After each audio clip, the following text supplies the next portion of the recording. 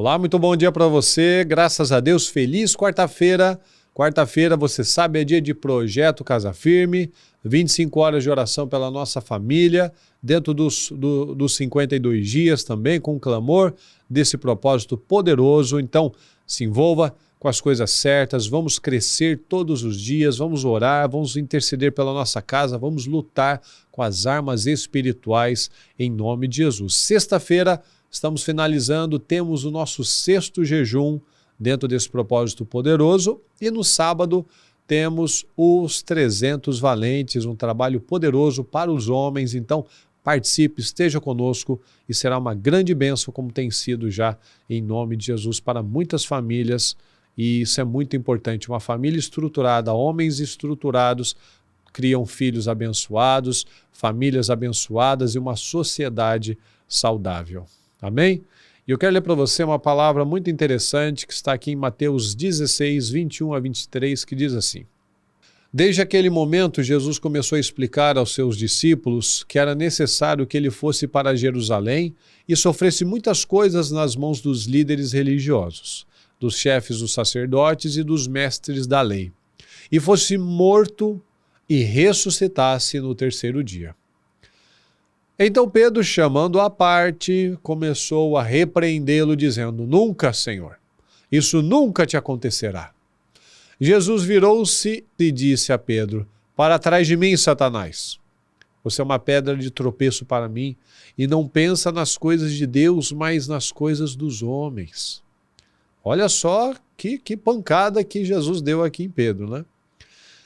Mas por quê? Porque Pedro quis ensinar Jesus o que ele tinha que fazer. A gente não leu aqui, ó. Desde aquele momento, Jesus começou, estava lá, há dias, há semanas, há anos, já explicando que era necessário que ele fosse, que sofresse, que caísse nas mãos dos religiosos, que morresse, que ressuscitasse. Ele já estava falando, não era novidade, ele estava lá falando e Pedro quis ensinar o mestre. E olha só que coisa, né? Ele chamou Jesus à parte, quis dar uma de, né? Vem aqui, Jesus, vem aqui, vem aqui, vem comigo, Jesus. Quis falar em segredinho, né? E Jesus repreendeu para todo mundo ouvir. Vai para trás, Satanás. Imagina a cara de Pedro, né? Imagina o olho estatelado dele, arregalado. Por quê? Porque está errado. Muitas pessoas querem ensinar a Deus como trabalhar. Aqui o Pedrão, né, um impulsivo, que na verdade aqui estava com medo.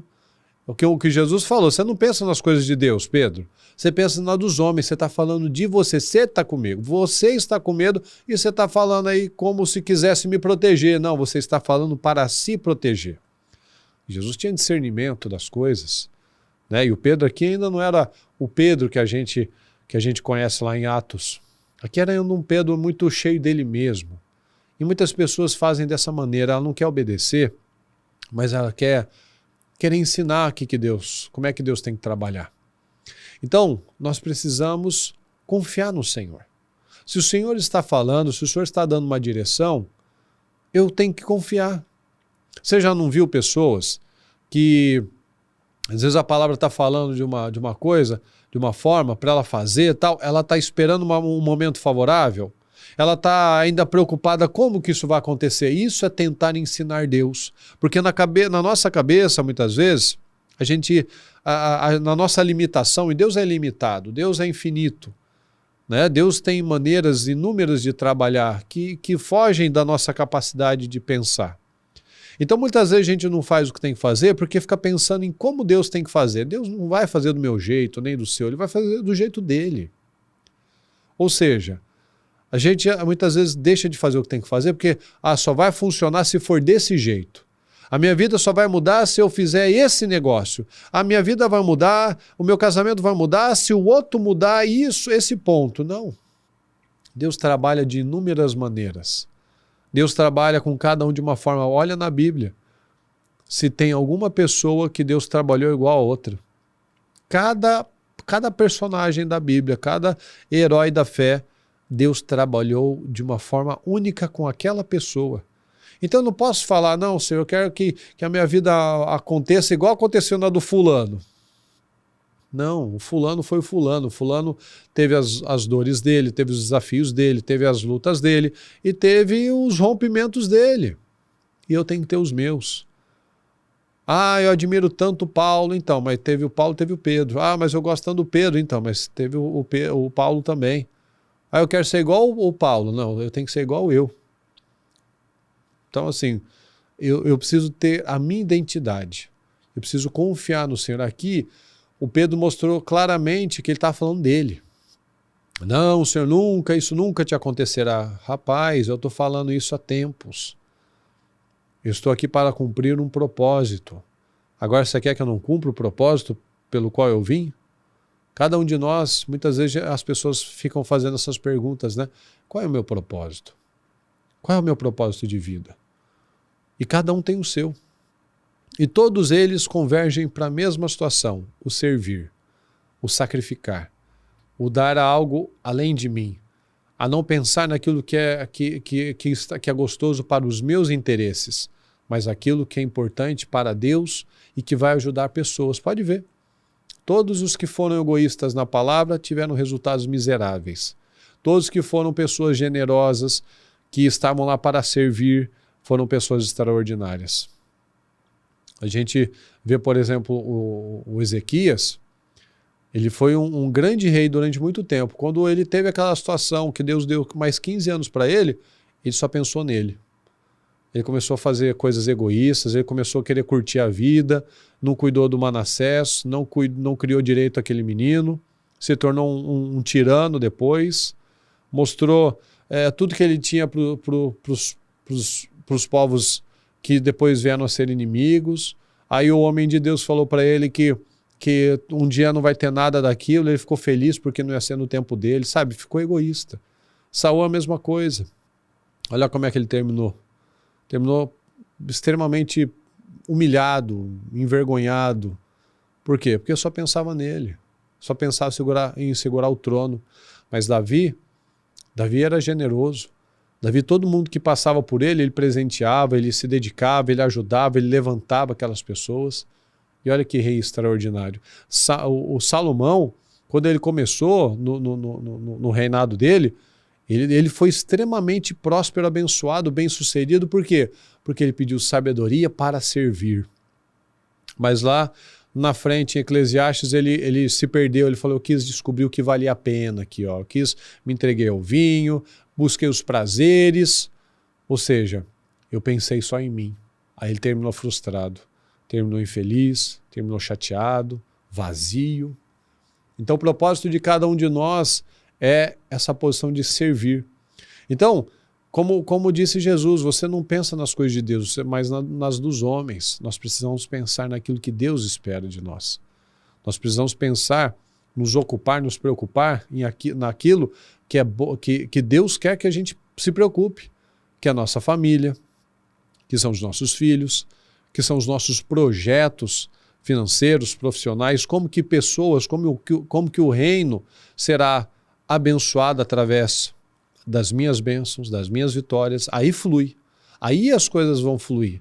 Mas para isso eu preciso confiar no Senhor e não tentar ensinar a Deus. A minha vida só vou ser feliz se isso acontecer. Não, então não vou ser feliz. Porque a minha vida só será abençoada, eu só serei feliz estando no lugar que Deus quer que eu esteja. Não é do meu jeito, é do jeito de Deus. Só vai funcionar de um jeito. Se o meu jeito for o de Deus, está tudo certo.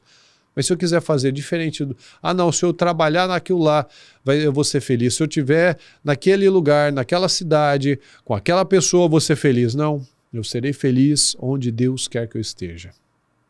Eu posso como dizem Provérbios, é melhor você estar num lugar isolado, no deserto, mas com paz, do que uma casa com banquetes cheio de brigas. Exatamente.